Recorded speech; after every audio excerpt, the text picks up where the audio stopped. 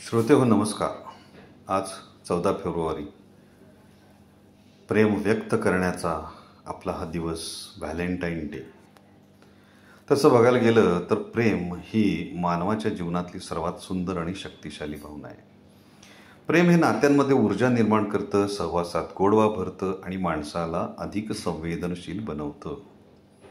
प्रेमाच्या या अनमोल भावनेचा उत्सव म्हणजे व्हॅलेंटाईन डे, जो दरवर्षी 14 फेब्रुवारीला संपूर्ण जगभर साजरा केला जातो. पण हा दिवस नेमका 14 फेब्रुवारीलाच का साजरा केला जातो, याच्या मागची थोडीशी पार्श्वभूमी आपण जाणून घेऊयात. तसा हा व्हॅलेंटाईन डेचा इतिहास प्राचीन रोमपासून सुरू होतो. याच्यामागे काही वेगळ्या वेगळ्या कथा सांगितल्या जातात.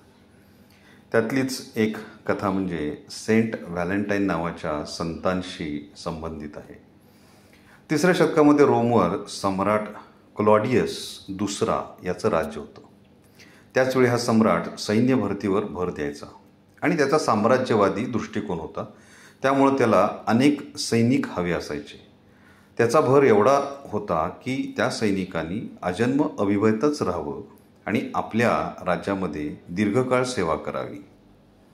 का तर अविवाहित राहिल्यामुळे त्यांना सांसारिक पाश कुठलेही नसतील आणि ते फक्त आणि फक्त आपल्या चाकरीमध्ये राहतील.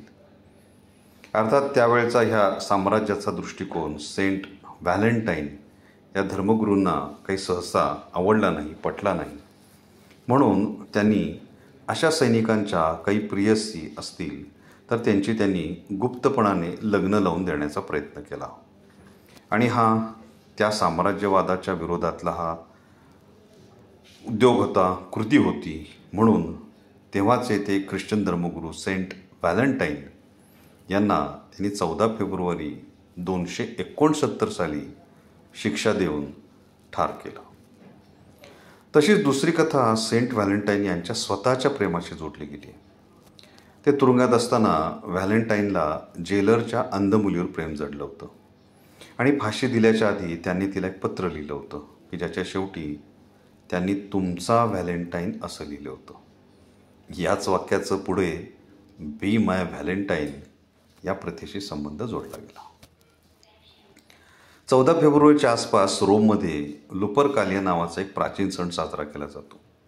हा सण फेब्रुवारी 13 ते 15च्या दरम्यान समृद्धीचं प्रतीक म्हणून साजरा केला जात असे. पुढे ख्रिश्चन धर्माचा प्रभाव वाढल्यावर चर्चने या मूळ रोमन परंपरेला ख्रिश्चन स्वरूप दिलं आणि हा सण व्हॅलेंटाईनच्या स्मरणार्थ 14 फेब्रुवारीला साजरा केला झाला. म्हणजे थोडक्यात 14 फेब्रुवारी हा स्मृती दिन आहे आणि तो आपण आनंदाने साजरा करतो आहोत.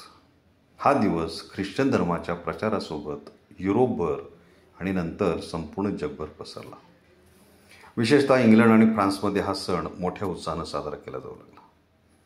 इसवी सन 1400 इंग्लंडमध्ये पहिल्यांदा अधिकृतपणानं व्हॅलेंटाईन डे हा सण मान्यता म्हणून मिळाली. 17व्या आणि 18व्या शतकात प्रेमपत्र आणि शुभेच्छापत्र पाठवण्याची प्रथा सुरू झाली आणि 19व्या शतकात छापील ग्रीटिंग कार्ड्स प्रचलित आली. पुढे 20व्या शतकात या सणाला व्यापारी स्वरूप आलं. तसं म्हटलं तर व्हॅलेंटाईन डे हा डे नसता तर तो एक 7 दिवसांचा कार्यक्रम असतो. म्हणजे तसं बघायला गेलं तर 7 फेब्रुवारीला रोज डे असतो प्रेम व्यक्त करण्यासाठी. 8 फेब्रुवारीला प्रपोज डे, प्रिय व्यक्तीला प्रेमाचा प्रस्ताव द्यायचा.